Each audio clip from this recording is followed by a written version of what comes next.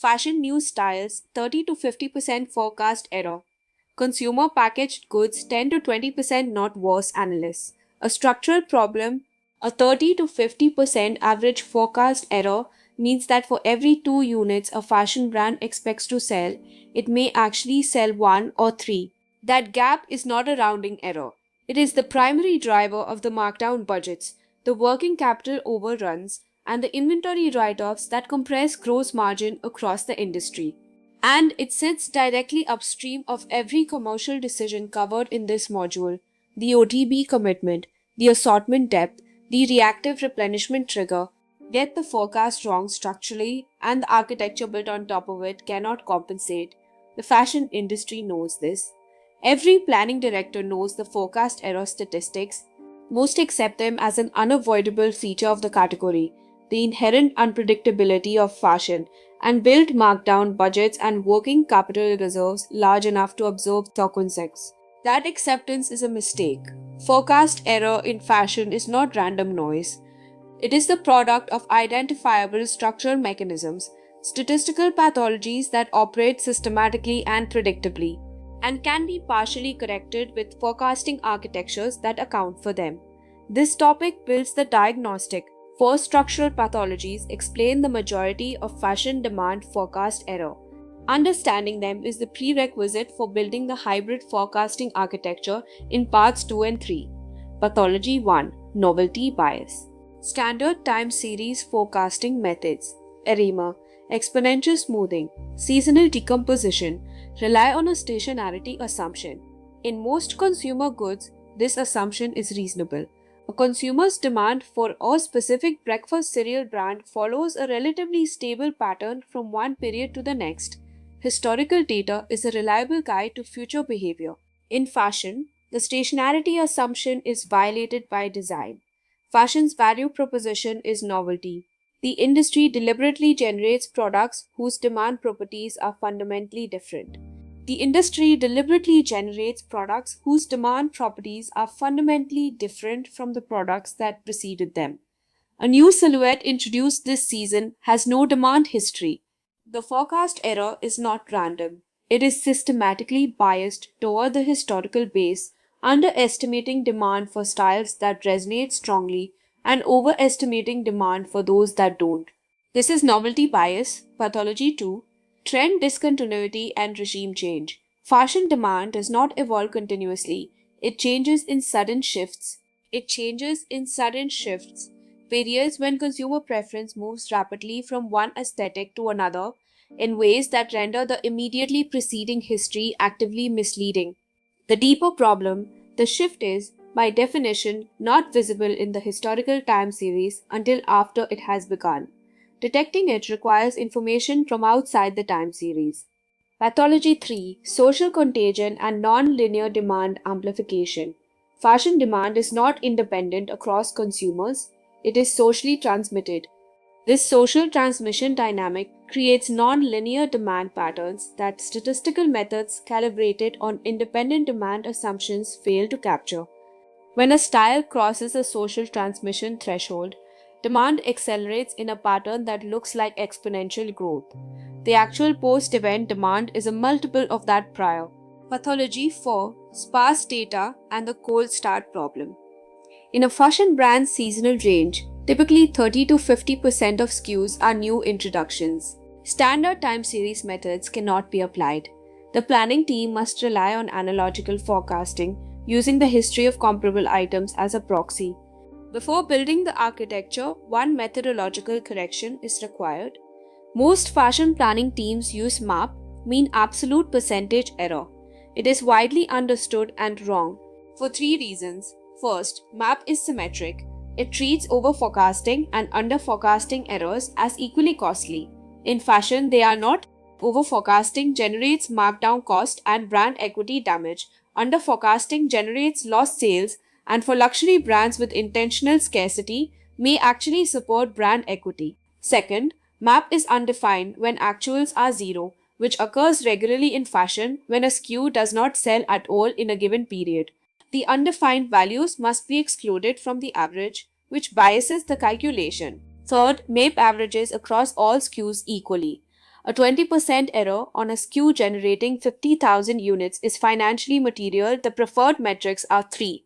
Weighted MAP, where each SKU's error is weighted by its revenue contribution. Bias, the directional average error measuring whether the model is systematically over or under forecasting. And forecast value added, or FVA, which measures the improvement in accuracy that a specific forecasting step provides over a naive baseline, establishing whether the analytical investment in that step is generating a return. When a client reports their forecast accuracy, the first question is always which metric they are using and how it is calculated. The practical resolution is that the optimal architecture combines both in a structured way that applies each where it has the highest advantage. The architecture has four components. The first is segmented baseline modeling. The first structural error in most fashion forecasting systems is applying a single modeling methodology across the entire range. Different item types have fundamentally different statistical properties and require different approaches. Three segments. Segment A, perennial carryovers with long demand history. 3 or more seasons of sell-through data, stable demand patterns, low novelty exposure. Standard time series methods, specifically Holt Winters exponential smoothing, perform adequately on this segment. Forecast accuracy typically runs at MIP of 15 to 25%, acceptable for planning purposes. Segment B, recent introductions with 1 to 2 seasons of data. The appropriate method is analogical forecasting with Bayesian updating. Begin with the demand distribution of the closest historical analogs, update with the limited observed history, and produce a posterior distribution, not a point estimate, that weights both the analogs and the observed data in proportion to their reliability. Segment C, new introductions with no demand history. The cold start segment. Pre-season demand signals provide the input, discounted for the stated to actual preference gap documented in topic 2. The output is a wide demand distribution reflecting the high uncertainty. The forecasting methodology here is less statistical modeling and more structured collection of expert judgment, combined with scenario-based range planning that explicitly acknowledges the width of the distribution. The second component is exogenous signal integration. This addresses trend discontinuity and social contagion. 3 exogenous signal categories have demonstrated value. First, search and social data. Google Trends provides a leading indicator, typically preceding purchase behavior by approximately 2 to 8 weeks. Second, wholesale pre-buy signals.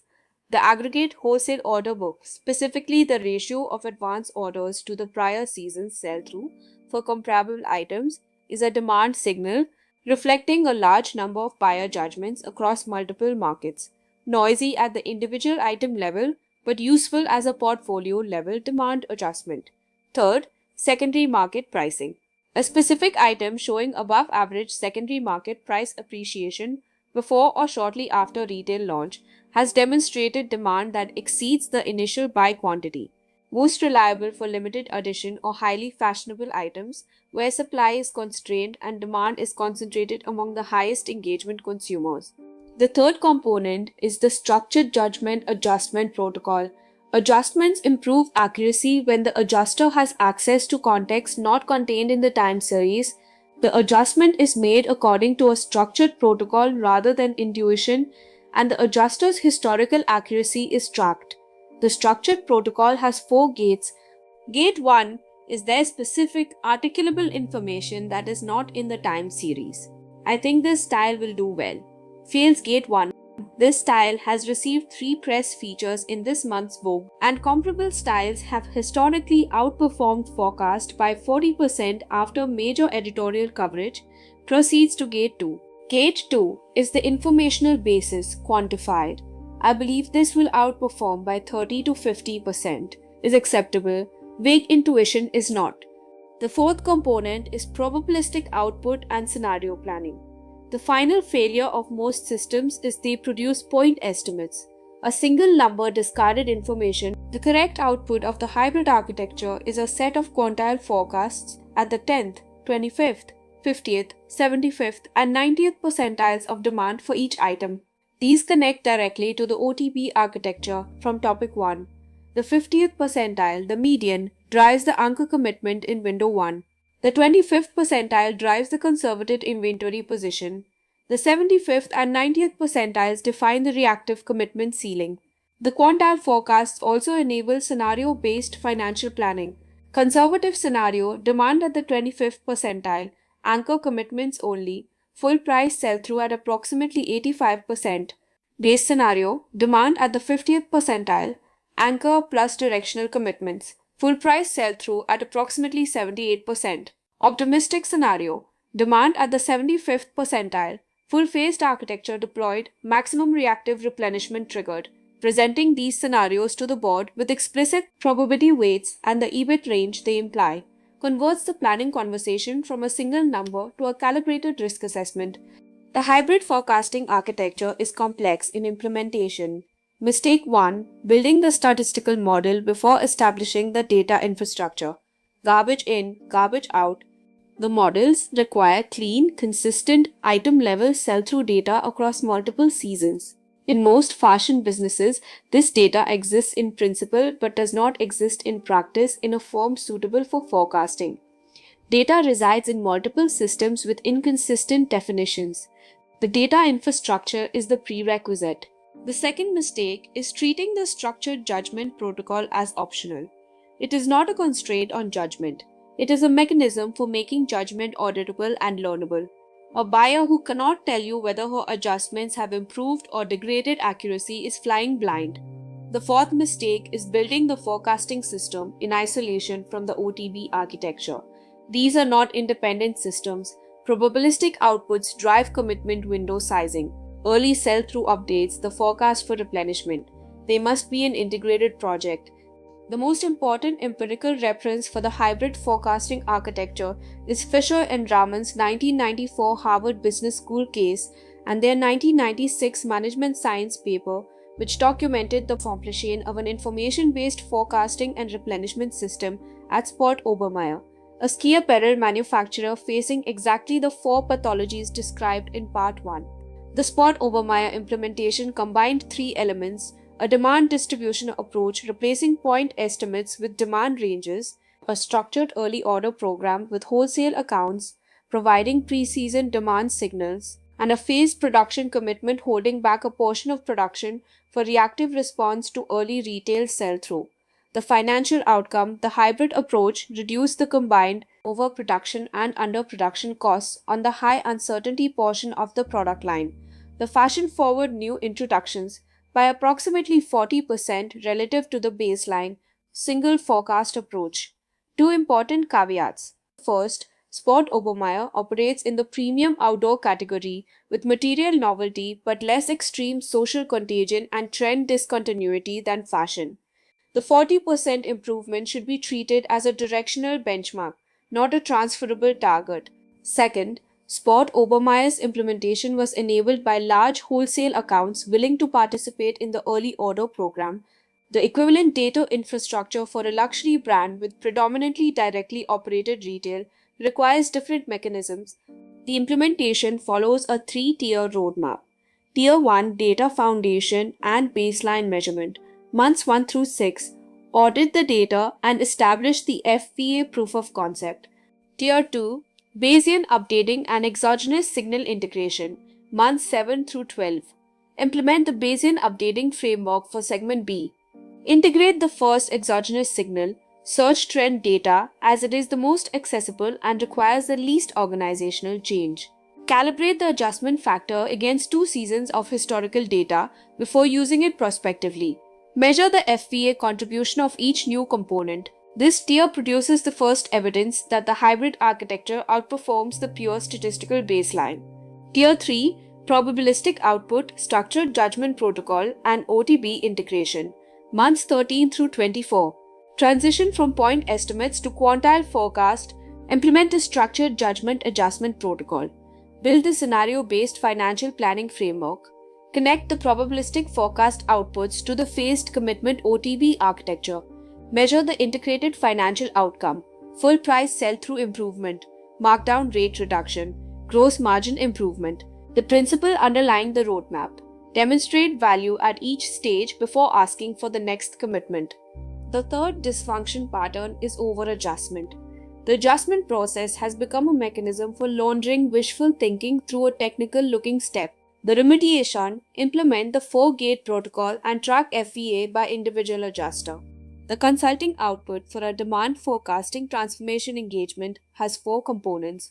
The first is the current state assessment, a forensic examination of the existing process, what methodology is being used for each segment, what data is feeding the models, what is the measured accuracy on all 3 recommended metrics, and what is the organizational process for generating, adjusting, and consuming the forecast. The second is the data quality diagnostic, completeness at the SKU size channel level, consistency of item master definitions across seasons, cleanliness of markdown recording, and integrity of the sell-through calculation.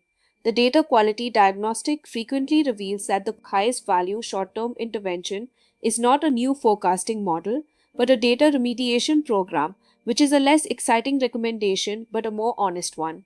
The third is the architecture recommendation, which methodology for which demand segment, which exogenous signals to integrate, what the structured judgment protocol looks like, and what the probabilistic output format should be, accompanied by the 3-tier implementation roadmap with specific milestones, resource requirements, and FVA targets at each tier.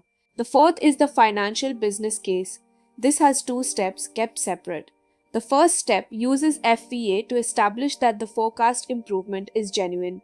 The second step is the financial translation, the expected reduction in markdown rate, expressed in percentage points multiplied by the revenue base, equals the gross profit improvement.